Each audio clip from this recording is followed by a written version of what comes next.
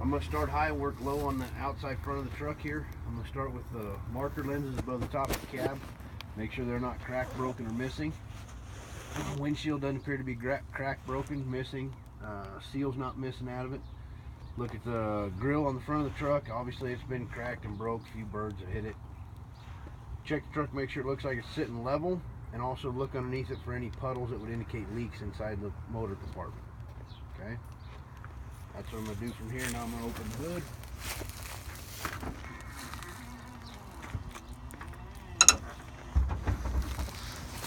And I start on the passenger side because I only have to do one side of the driver's or of the steering axle. I choose to do the driver's side of it because that's where all the steering components are. So I'm only going to do the stuff on the motor here, nothing on the axle, then I'll cover all that on the other side. So I'm going to start out with my coolant level. Check to make sure the coolant's between the add and the full marks. Those marks on the front of this reservoir. It used to be a see-through coolant reservoir, but the truck's got a bazillion miles on it. So, coolant level between the add and the full. Check all my hoses. Looking for any abrasions, bulges, or cracks on any of the hoses. My alternator, I want to make sure the alternator is mounted securely to the side of the motor. Look at all the wiring going into and out of the alternator. Make sure it's all in place. Nuts are all tight. There's no abrasions, bulges, or cracks on any of the wiring. The alternator is belt driven, so I want to check the belt that drives it. Looking for no more than 3/4 of an inch deflection. No abrasions, bulges, or cracks in any of the belt. My water pump. I want to check the water pump. Make sure it's mounted securely to the side of the motor. It does not appear to be leaking. It is belt driven as well, so again, check the belt. No more than 3/4 of an inch deflection. Looking for any abrasions, bulges, or cracks on the belt. Then I'm going to move to the other side. Any questions on that side so far? No, sir.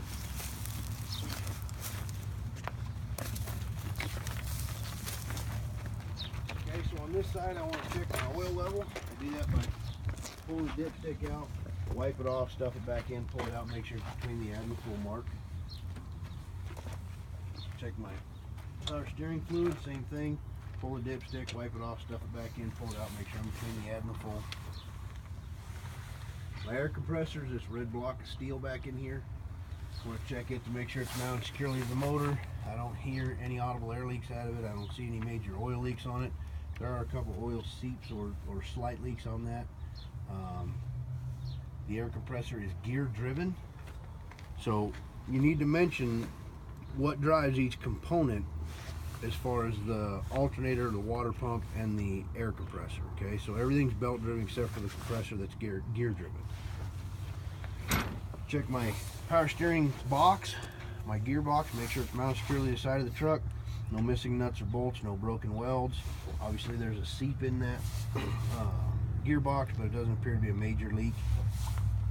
Hoses into and out of that gearbox, looking for any abrasions, bulges, or cracks on those.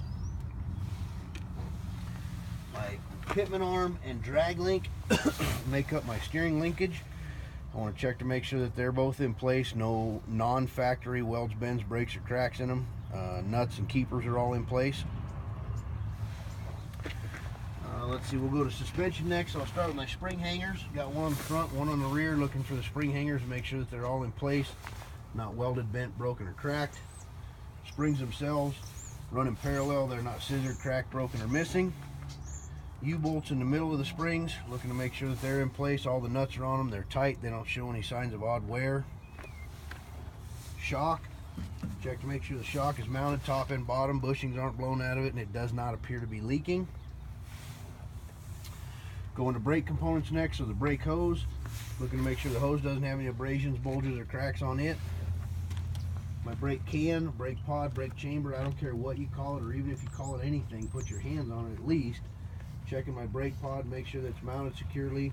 No major dents or damage to it, and I don't hear any audible air leaks out of it.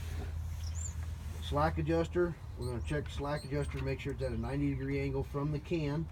Both the pins and keepers are in place, and it has no more than 1 inch of movement. So everybody's going to step in here and grab the top of this slack adjuster right here, pull it towards the bumper, tell me how much slack's in it.